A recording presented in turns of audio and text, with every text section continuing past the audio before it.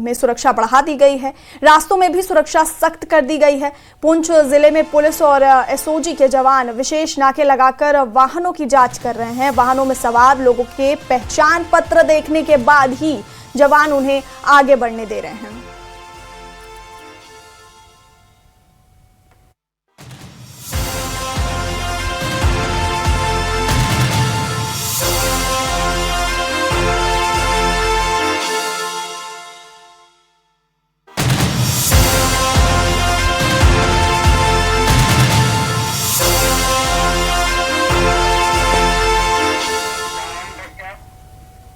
और खबर कठुआ से। कठुआ में भी 26 जनवरी यानी गणतंत्र दिवस से पहले संभावित आतंकी खतरे के मद्देनजर सुरक्षा बल पूरी तरह से अलर्ट मोड पर हैं।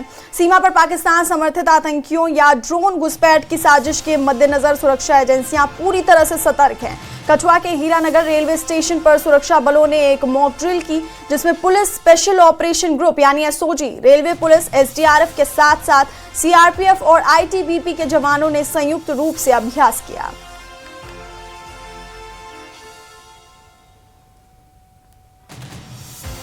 मॉक ड्रिल ऑर्गेनाइज की थी रेलवे स्टेशन हीरानगर में।